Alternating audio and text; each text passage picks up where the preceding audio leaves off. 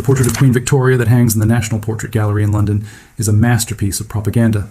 It shows a woman of immense dignity and moral fortitude, draped in the heavy silks of state and holding the scepter of a benevolent empire.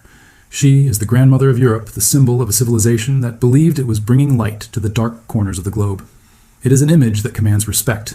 But if you were to peel back the canvas of that painting and look at the raw financial ledgers of her government in the year 1839, you would see a picture that is far uglier and far more honest. You would not see the records of a civilized monarchy. You would see the accounting books of a criminal enterprise. Because beneath the veneer of Victorian morality, the British Empire in the mid-19th century was operating the largest and most sophisticated drug trafficking ring in human history.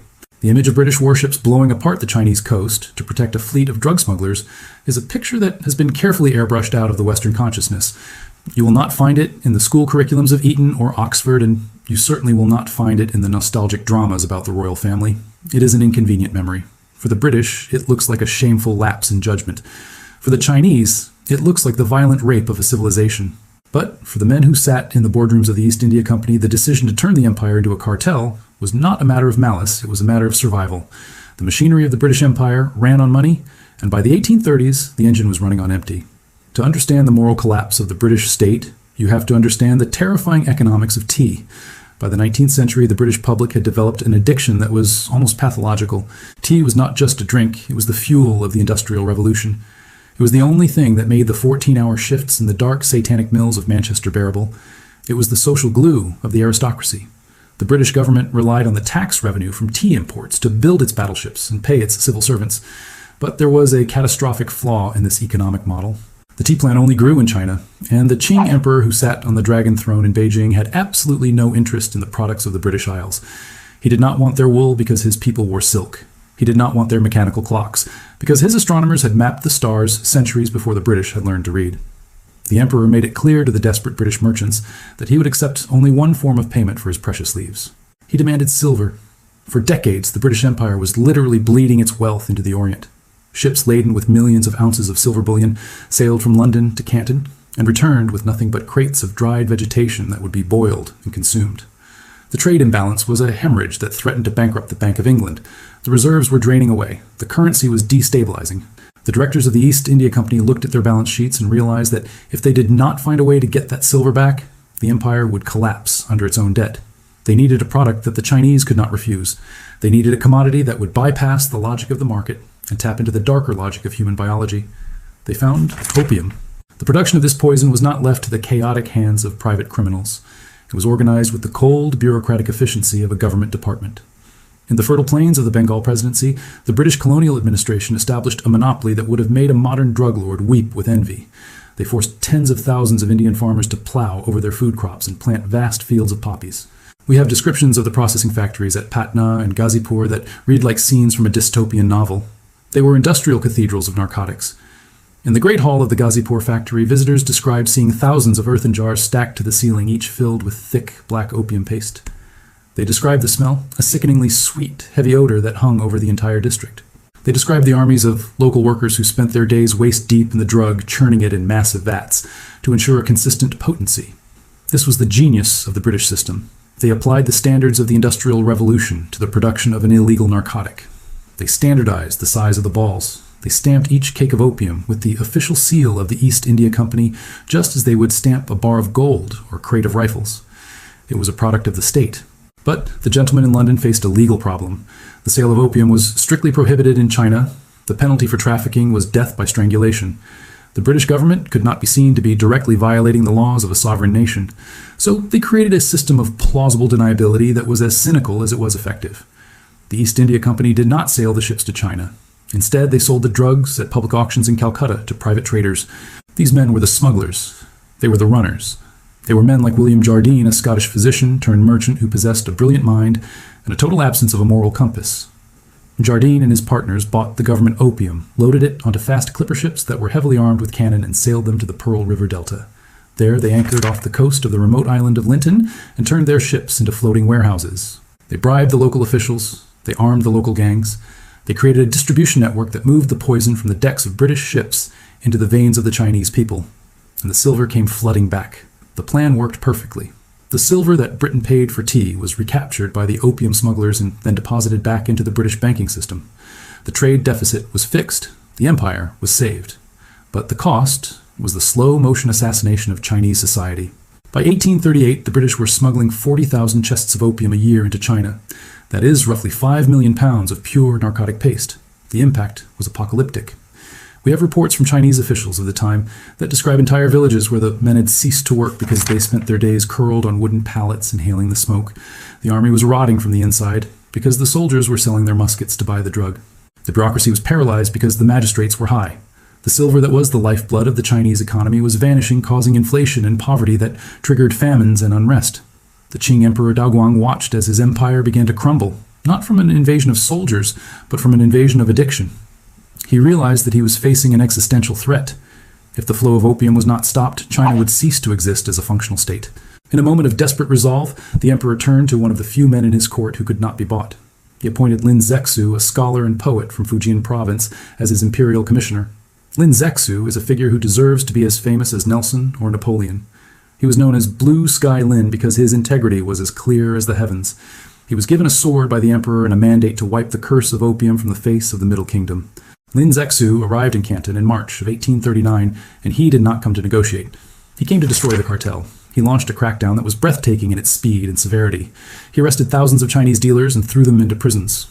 He rounded up tens of thousands of addicts and forced them into rehabilitation centers, where they were given a choice: break the habit or die.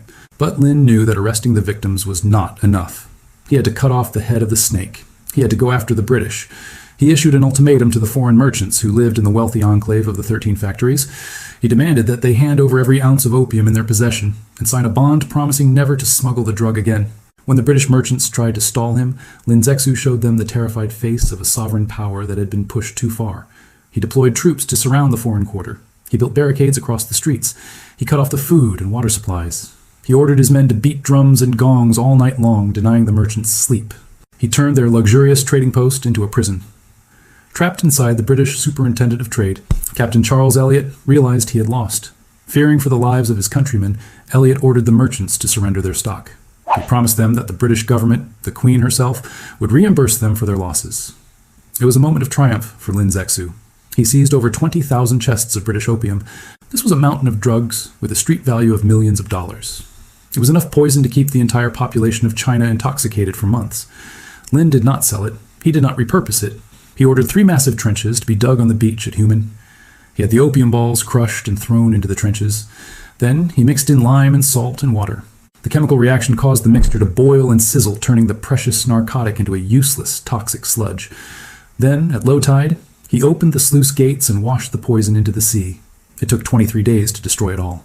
While the workers stirred the boiling pits, Lin Zexu sat in his tent and composed a letter to Queen Victoria. It is a document that serves as the moral tombstone of the 19th century. He wrote to her not as a barbarian to a civilized monarch, but as a man of conscience to a woman he hoped shared his values. He asked her a question that still echoes through history. He wrote, "I am told that in your own country, opium smoking is strictly forbidden. Under these circumstances, how can you bear to let it be rolled out to poison other lands?" He appealed to her humanity. He assumed that she simply did not know what her subjects were doing in her name. He assumed that if the Queen of England knew the truth, she would stop it. But the letter was never answered. We do not know if Queen Victoria ever saw it. It likely gathered dust in a pigeonhole in the Foreign Office. But even if she had read it, it is unlikely that it would have changed the course of history. Because in London, the destruction of the opium was not seen as a righteous act of law enforcement. It was seen as an intolerable theft of British property. When the news reached the City of London, the drug dealers did not hide in shame. They went on the offensive. William Jardine, the arch-smuggler, traveled to London and began a lobbying campaign that would make modern corporate lobbyists look like amateurs. He met with the Foreign Secretary, Lord Palmerston. He unfolded his maps of the Chinese coast. He pointed to the deep water harbors and the defenseless cities. He argued that the Chinese had insulted the British flag. He argued that the destruction of the opium was a violation of the sacred principles of free trade. He told the government that the Chinese military was weak, that they were armed with bows and arrows and antiquated matchlocks. He promised that a small fleet of modern warships could bring the Celestial Empire to its knees in a matter of weeks. The British government was broke. They needed the tea tax. They needed the silver. And now they had a bill for $20 million from their own merchants for the destroyed drugs. They had to make a choice. They could accept the loss and respect China's laws, or they could go to war to force the Chinese to pay for the poison they had destroyed. They chose war. The fleet that sailed from India to China in the summer of 1840 was more than just a military expedition. It was the physical manifestation of the Industrial Revolution, weaponized for the purpose of organized crime. At the head of the armada was a ship called the Nemesis. It was a terrifying glimpse of the future. The Nemesis was the first ocean-going iron warship in history. It was powered by steam engines that allowed it to sail against the wind and up the shallow rivers where the great wooden ships of the line could not go. To the Chinese defenders who watched it approach the coast, it must have looked like a monster from a nightmare. Their own navy consisted of wooden junks powered by sail and oar armed with cannons that had not changed significantly since the Ming Dynasty. The collision between these two forces was not a battle. It was an execution. The British strategy was simple and ruthless. They did not attempt to conquer the vast interior of China. They simply strangled it. They sailed up the coast, bombarding the forts and occupying the key ports. They seized the tax barges that carried the grain tribute to Beijing, threatening the capital with starvation. The Chinese generals were brave men who had spent their lives studying the art of war, but they were fighting an enemy they could not comprehend. Their cannonballs bounced harmlessly off the iron hull of the Nemesis. Their wooden fleets were set ablaze by Congreve rockets that screamed through the sky like dragons. We have accounts from British officers who watched the slaughter with a mixture of awe and pity. They described Chinese soldiers standing their ground amidst a hail of grape shot, firing their matchlocks until they were cut down where they stood. It was a clash between the medieval world and the modern world had no mercy. As the British forces moved north, leaving a trail of burning cities and shattered bodies, the emperor in Beijing was paralyzed by shock. He could not understand how a handful of barbarians from a small island on the other side of the world could dismantle the defenses of the Middle Kingdom with such ease, but the British were not interested in the emperor's confusion. They were interested in his submission. By the summer of 1842, the British fleet had sailed up the Yangtze River and trained their guns on the ancient city of Nanjing. They threatened to burn the city to the ground if the emperor did not surrender. Faced with the annihilation of his people, the emperor capitulated. On August 29, 1842, the Chinese officials boarded the British flagship, the HMS Cornwallis. There, under the shadow of the British guns, they signed the Treaty of Nanking. The Treaty of Nanking is known in China as the first of the unequal treaties. It is a document of profound humiliation. The terms were dictated by the victors, and they were designed to strip China of its economic sovereignty. The British demanded that China pay an indemnity of 21 million silver dollars. 6 million of those dollars were specifically earmarked to pay for the opium that Lin Zexu had destroyed. It is a detail that still defies belief. The British government forced the Chinese government to pay for the drugs that had been smuggled into their country against their laws. It was a gangster's protection racket, writ large on the stage of international diplomacy. But the money was only part of the price. The treaty forced China to open 5 treaty ports, where British merchants could live and trade without being subject to Chinese laws. And most fatefully, it forced the emperor to cede a rocky island off the southern coast to the British crown in perpetuity. That island was Hong Kong. The British Foreign Secretary Lord Palmerston was initially furious about Hong Kong. He called it a barren rock with nary a house upon it. He had wanted a major productive territory, not a desolate island of fishermen and pirates. But the drug smugglers knew better. They knew that Hong Kong was the prize. It was the perfect safe haven. Under the protection of the Union Jack, the opium traders could build their warehouses and dock their ships without fear of the Chinese police. Hong Kong became the operational headquarters of the cartel. It was the logistical hub from which the poison flowed into the continent. In the years following the treaty, the opium trade did not just resume, it exploded. The British administration in India ramped up production to meet the demand of a broken China. By the 1880s, the British were selling over 6,000 tons of opium to China every year. The revenue from this trade became the financial backbone of the British Raj in India. It paid for the railways. It paid for the civil service. It paid for the navy that patrolled the world's oceans. The Pax Britannica, the great era of British peace and prosperity, was underwritten by the addiction of millions of Chinese peasants. The psychological impact on China was even more devastating than the economic cost. The Opium War shattered the Chinese worldview. For thousands of years, they had viewed themselves as the center of the world, the apex of civilization. Now they had been brought low by a nation of drug pushers. This trauma birthed what is known today as the Century of Humiliation. It was a period of internal chaos, civil war, and foreign domination that would last until the mid-20th century. It is the scar that defines modern China. When the leaders of the Chinese Communist Party today speak of national rejuvenation or warn against foreign interference, they are not speaking in abstract political terms. They are remembering the smoking pits of Human and the burning of the Summer Palace. They are remembering the time when the West came knocking, not with an open hand, but with a closed fist full of poison. But what of the men who orchestrated this crime? What happened to William Jardine, the iron-headed old rat? Did he face justice for the misery he profited from? On the contrary, he returned to London a hero. He was elected to Parliament. His partner James Matheson became a baronet and one of the largest landowners in Britain. The company they founded, Jardine Matheson & Co., did not disappear into the shadows. It evolved. It moved from opium into shipping, into real estate, into finance. It became one of the Hongs, the great trading houses that built modern Hong Kong. If you walk through the financial district of Hong Kong today, you will see the legacy of the drug trade written in the skyline. You will see the Jardine House with its distinctive round windows looking out over the harbor that was once filled with opium clippers. You will see streets named after the smugglers. The glittering prosperity of one of the world's great financial capitals is built on a foundation laid by the cartel. There's a strange and bitter irony in the legacy of the Opium Wars. The British Empire eventually turned against the trade.